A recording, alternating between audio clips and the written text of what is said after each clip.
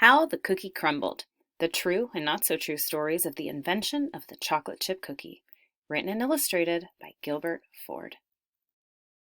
Do these look familiar? Ever wonder where these round, crispy, chocolatey pieces of perfection came from? Everyone agrees that the chocolate chip cookie was invented by Ruth Wakefield, but how did she do it? That's where the story gets messy.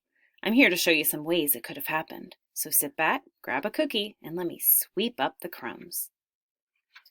Ever since Ruth was old enough to hold a spoon, she was helping her grandma in the kitchen. She'd carefully pour the scalding cheese into a rum-tum ditty and measure with precision the flour in her applesauce cakes. You see, to Ruth, cooking was a science, and the kitchen was her lab. So no one was surprised when Ruth went off to college to study nutrition.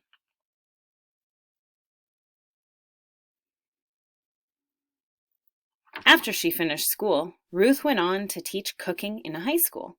Although she enjoyed leading her classes, she hungered for something more. Then Ruth met Kenneth Wakefield, who shared her passion for cooking. He quickly became the apple of her eye, and it wasn't long before they were married and cooking up a plan to run their own restaurant. But their plan didn't fall into place until 4 years later.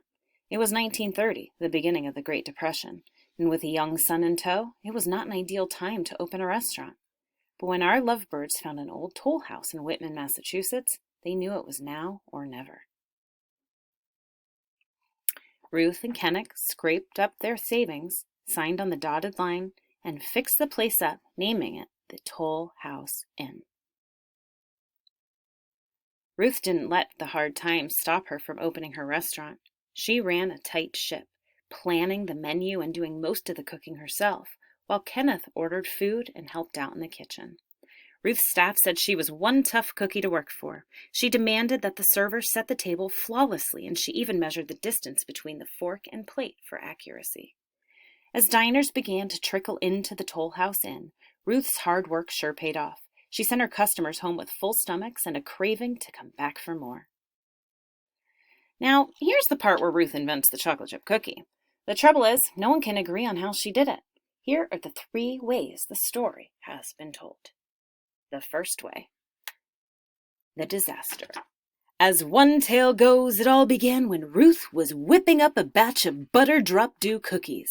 Her mixture was spinning a dough like a tornado, and it knocked a Nestle chocolate bar off the shelf. The chocolate fell right into the mixture, and wow!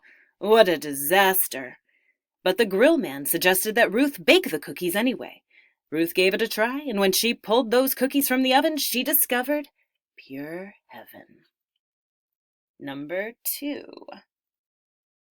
The substitute. Ruth was in a hurry.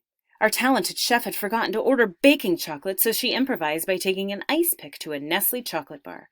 She thought by sprinkling the chunks into the dough, the chocolate would melt evenly. But when she pulled the cookies from the oven, boy was she wrong. "They're ruined!" she cried.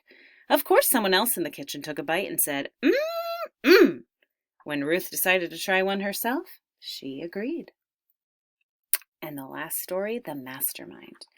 While returning from a trip to Egypt, Ruth was pondering an old cookie recipe when inspiration struck her. Ruth got back to her kitchen and went straight to work, mixing up the dough. Then she deliberately took an ice pick to the chocolate bar. Ruth dropped the chunks into the mix. After the timer dinged, Ruth pulled the cookies from the oven and looked at her invention. It was exactly how she imagined it. She shut her eyes, took a bite, and savored the warm, gooey chocolate as it melted right in her mouth. So which version do you believe? The disaster. Although it is possible the candy bar fell straight into the dough, this tale seems a little half-baked. The substitute. Do you think that Ruth, who went to school and studied nutrition, didn't know how semi-sweet chocolate would melt when she cooked it? That's a little hard to swallow. But here's some food for thought. The mastermind. Isn't it possible that Ruth actually knew what she was doing? Anyone who knew Ruth would tell you she had a reputation for inventing delicious desserts at the Toll House Inn, and she traveled far and wide to find new recipes. If you ask me, Ruth deserves some credit. She was one smart cookie. Now, let's get back to the story. Ruth placed the cookies on a platter, took a deep breath, and held them high. Then she marched into the dining room and presented her dessert to the customers. The diners pushed back their plates and reached for a cookie. Cookies were a hit. Crunch, crunch. Mmm. Crunch, crunch, crunch. Word spread about Ruth's Toll House chocolate crunch cookies, and folks drove for miles around to try one. So Ruth added more tables and expanded her restaurant. People begged Ruth for her recipe, and she didn't mind sharing it one bit. She even sent it to the newspaper. Soon, everybody in Boston was baking Toll House cookies. But it wasn't until Ruth was interviewed on the Betty Crocker radio show that word really spread. Now bakers all across the nation were talking about Ruth's cookies. Meanwhile, the managers at the Nestle headquarters scratched their heads at the spike in sales of their candy bars. Nestle's semi-sweet chocolate.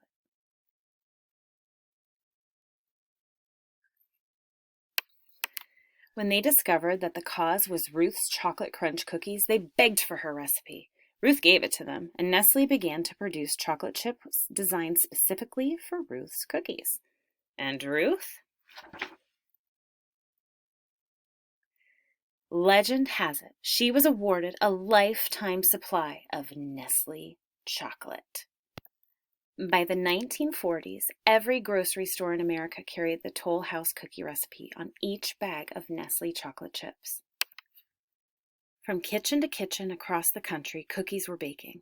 After a long day in her kitchen, Ruth was able to sit and enjoy the sweet taste of success in all of its crunchy, gooey, chocolatey perfection. And that, my friends, is how the cookie crumbled.